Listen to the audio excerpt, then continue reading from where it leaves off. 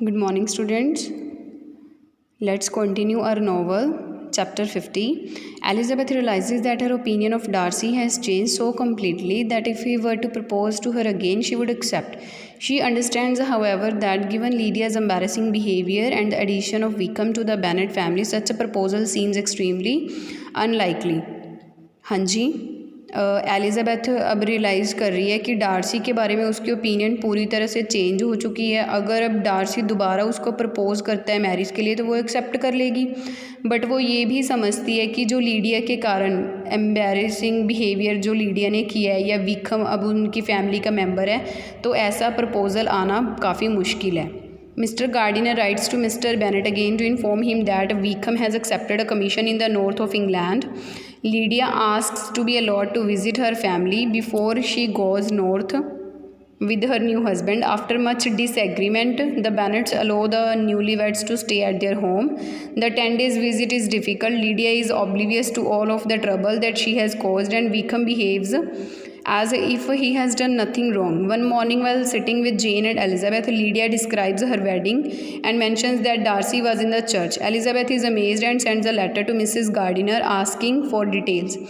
अब mister gardener ने mister Bennett को ये लिख के बताया कि विक्रम ने इंग्लैंड नॉर्थ ऑफ इंग्लैंड में कमीशन लेना एक्सेप्ट कर लिया। ठीक है, अब लीडिया परमिशन चाहती है कि न्यू हस्बैंड के साथ नॉर्थ जाने से पहले फैमिली के साथ कुछ दिन रहे।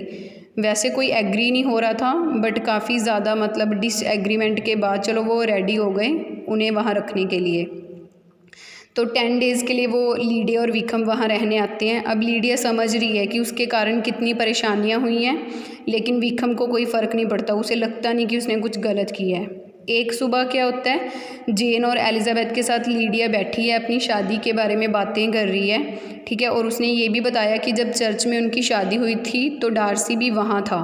ये सुन के एलिज़ाबेथ बहुत हैरान होती है और वो मिसेस गार्डिनर अपनी मामी को एक लेटर भेजती है और डिटेल्स पूछती है, शादी की डिटेल्स पूछती है। नेक्स्ट देखो, Mrs Gardiner replies to Elizabeth's letter that it was Darcy who found Lydia and Wickham and Darcy who paid Wickham the money that made the marriage possible. She drops hints that Darcy did so because of his love for Elizabeth. Elizabeth's surprise is immense and she is unsure whether to be upset or pleased. Mrs Gardiner ने Elizabeth के letter का reply किया कि हाँ, ये Darcy ही है जिसने Lydia और विक्रम को ढूंढा, डार्सी ने ही विक्रम को मनी दी जिसके कारण ये मैरिज पॉसिबल हुई। अब उसकी जो मामी है मिसिस गार्डिनर, उन्होंने लेटर में ये हिंट भी छोड़ा है कि शायद डार्सी ने ये सब कुछ इसलिए किया क्योंकि वो एलिज़ाबेथ को पसंद करता है। ठीक है, अब एलिज़ाबेथ को हैरानी हो रही है, उसे समझ नहीं आ रहा कि उसे परेशान होना चाहिए या खुश होना चाहिए।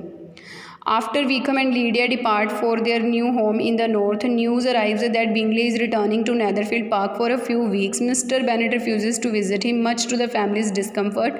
3 days after his arrival at Netherfield, however, Bingley comes to Bennet's house accompanied by Darcy. Mrs. Bennet is overly attentive to Bingley and quite rude to Darcy, completely unaware that he was the one who saved Lydia. Before departing, the gentleman promised to dine at Longbourn soon. Vikram और Lydia वहाँ से मतलब चले जाते हैं north. उसके बाद एक न्यूज़ आती है कि बिंगले नेदरफील्ड पार्क में कुछ हफ्तों के लिए वापस आ रहा है। मिस्टर बेनेट उससे मिलने से मना कर देते हैं। ठीक है, क्योंकि उसके कारण फैमिली को काफ़ी परेशानी हुई थी, लेकिन उसके वहाँ नेदरफील्ड में आने के 3 दिन के बाद बिंगले खुद ही आ जाता है उनके घर, और उसके साथ कौन होता है, डार्सी। अब जो मिसिस बेनेट हैं वो बिंगले की तरफ ही ज़्यादा ध्यान देती हैं और डार्सी के प्रति थोड़ा र्यूड हैं। ठीक है, क्योंकि उनको ये बात पता ही नहीं है कि डार्सी के कारण ही लीडिया की शादी हुई है। ठीक है, उनके वहाँ से जाने से पहले ये जो जेंटलमैन बिंगले है ये प्रॉमिस करता है कि वो जल्दी ही उनके साथ डिनर करने आएगा लॉन्गबोर्न में। Next, Darcy and Bingley come to dinner. Bingley places himself next to Jane and pays her much attention, while Darcy finds a seat at the opposite end of the table from Elizabeth, making conversation between the two impossible. Elizabeth accepts that having been refused by her once, Darcy will not ask her to marry him again. अब जब Darcy और Bingley dinner के लिए आते हैं तो winner तो जेन के साथ बैठ जाता है और उसकी तरफ काफ़ी ध्यान देता है, लेकिन डार्सी को इतनी दूर सीट मिलती है एलिज़ाबेथ से कि दोनों का बातचीत करना इम्पॉसिबल था। एलिज़ाबेथ को भी ये पता है कि क्योंकि उसने एक बार डार्सी को मना कर दिया तो अब डार्सी दोबारा उसे मैरिज के लिए प्रपोज नहीं करेगा। नेक्स्ट क्या है, Bingley visits the Bennets again and Mrs Bennet invites him to dinner. He tells her that he is already engaged for the day but eagerly accept an invitation for the following day. He calls so early in the morning that he arrives before the women have gotten dressed. After the meal, Mrs. Bennet manages to leave Bingley alone with Jane, but he doesn't propose. The following day, however, Bingley goes shooting with Mr. Bennet and stays for dinner. After the meal, he finds himself alone with Jane again. This time, he tells her that he will ask Mr. Bennet for permission to marry her. Mr. Bennet happily agrees and Jane tells Elizabeth that she is the happiest creature in the word. अब क्या हो रहा है कि Bingley दोबारा बेनेट्स के घर आता है. मिसेस बेनेट उसे दोबारा डिनर के लिए इनवाइट करती हैं. ठीक है, वो बताते हैं कि वो ऑलरेडी एंगेज्ड है उस दिन के लिए, मतलब एंगेज्ड मतलब बिज़ी.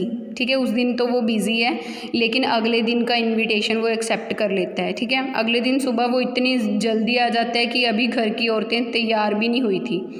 खाना खाने के बाद जो मिसेस बेनेट है वो इस तरह से मैनेज करती हैं कि बिंगले को अकेले जेन के साथ थोड़ा टाइम मिल जाए, लेकिन बिंगले ने कोई प्रपोज़ल नहीं रखा.